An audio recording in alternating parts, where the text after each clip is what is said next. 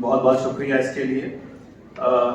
मैं जो आपकी सेमिनार कमेटी है उसका धन्यवाद देना चाहूँगा। मैं विशेषकर शुक्रगुजार हूँ पंकज श्रीवास्तव सर का, डॉक्टर पंकज श्रीवास्तव जो एडिशनल डायरेक्टर हैं हायर एजुकेशन विभाग, साथ में डॉक्टर अलोक कुमार राय साहब जो प्रिंसिपल हैं, प्रकाशन पटेल साहब बॉटनी के हैं हमारे कन्वीनर आज के, doctor N D Tripathi ji department of botany के को कन्वीनर, साथ में विवेक कुमार पटेल साहब जो कॉमर्स के हेड हैं, और साथ में अनवर खान साहब जो हमारे आज के ऑर्गेनाइजिंग सेक्रेटरी हैं। आप सबका मैं विशेष तौर पर धन्यवाद देता हूं, मुझे आपने यहाँ पर आमंत्रित किया। उसके अलावा हमारी जन भागीदारी से महेश चंद्र राहीली साहब और ब्रिजवासी। अगर हम बायोडायवर्सिटी की बात करें तो हमारी पृथ्वी जो है उसकी शुरुआत लगभग आज से 350 करोड़ साल पहले हुई। कुछ वैज्ञानिक मानते हैं पृथ्वी से भी पुरानी है। कितनी पुरानी है?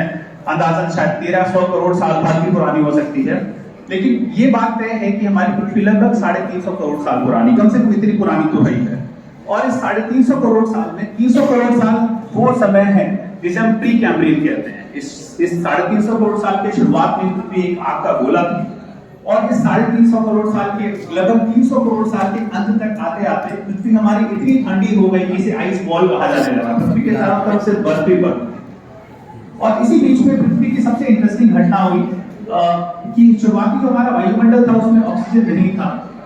बाद में ऑक्सीजन जो है हमारी वो पृथ्वी में आया, और एक बहुत ही इंटरेस्टिंग जीव है जिसे हम साइनोबैक्टीरिया कहते हैं, ब्लू ग्रीन एल्गे कहते हैं।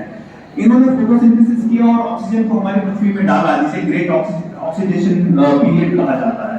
तो आज जो आपकी जानकारी है वो ये है कि पेड़ पौधे जो हैं वो ऑक्सीजन बना रहे हैं और हमारी पृथ्वी में डाल रहे हैं। लेकिन पृथ्वी में ऑक्सीजन की शुरुआत हुई पेड़ पौधों ने की, एक जीव ने की, एक बहुत ही छोटे बैक्टीरिया।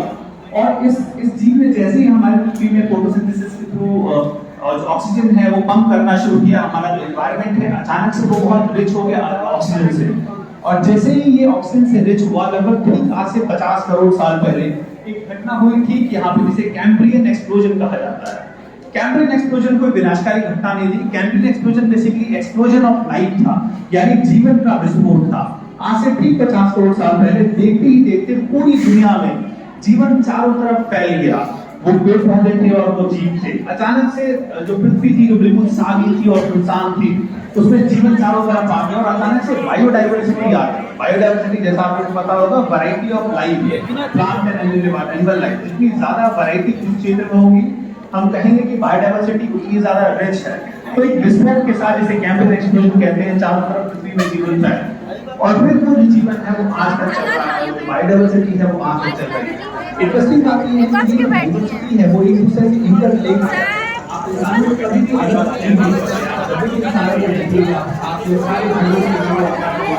रास्ते साइड कर दो इनको, तो जिस तरीके से बायोडायवर्सिटी का मूल्य इंसान है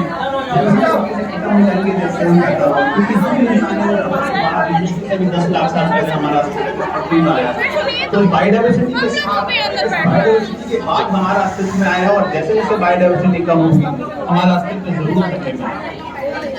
और बायोडायवर्सिटी के बारे में जैसे मैंने आपको बताया कि क्या जीवन की विविधता है, ये जो विविधता है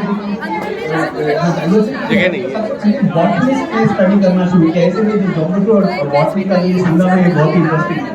बॉटनी जो कि प्लांट्स की स्टडी कर रहे थे वो तो ये समझा सकते हैं कि जो बायोडायवर्सिटी है वो बहुत ही ज्यादा जरूरी है।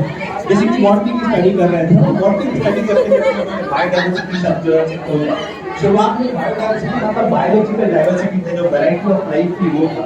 बाद में आगे चल जिन्होंने जैसे वर्ल्ड पहले बायोडायवर्सिटी शब्द जो है उसे खोजा और उन्होंने स्टडी किया। इंटरेस्टिंग बात ये है कि जब भी बायोडायवर्सिटी की उन्होंने बात किया, स्टडी किया, स्टडी कर रहे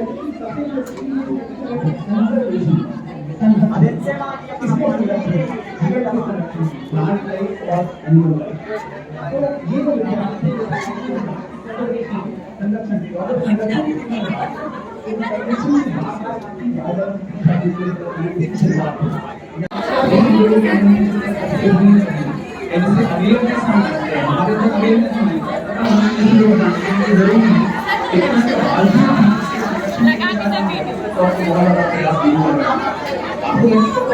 प्रयास करने में नहीं है, शादी बनाना ही आपके लिए काफी होगा, शायद समथिंग का कम से कम यूज करना आपके लिए काफी होगा।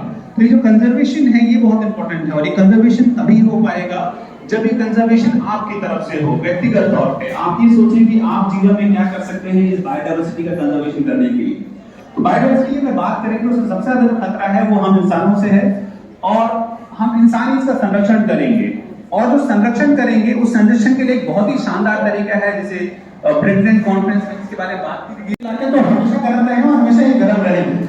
आप इसको गर्मी के नजरिए से मत देखिए। हमने पहली बार सलाह दिया सरकार को कि इसे आप वेजिटेशन के नजरिए से देखिए, वनस्पति की नजर से देखिए। तो आप जैसे मान लीजिए कि यहाँ पे हमेशा सूखा पड़ रहा है, तो यहाँ के जो पेड़ पौधे हैं वो सूखे से अडेप्टेड है, और आप लोगों को पता है कि पानी का इंतजाम कैसे करना है। लेकिन कोई इलाका ऐसा है जहाँ पे पेड़ पौधे खूब सारे और पानी खूब सारा है, लेकिन अगर वहां गर्मी पड़ जाए तो वहां के लोगों को नहीं पता है कि पानी का इंतजाम कैसे करना है, क्योंकि उनके जीवन में नहीं है। तो हमने बताया, ये देखिए ये तस्वीरें हैं, ये एनालिसिस है मार्च 2019 की उत्तर प्रदेश की। हमने देखा कि वेजिटेशन की हेल्थ कैसी है, यानी जो पेड़ पौधे हैं उनकी हेल्थ कैसी है, और ये एनालिसिस थी मार्च 2022 की। और हमने सरकार को बताया कि आप ये देखिए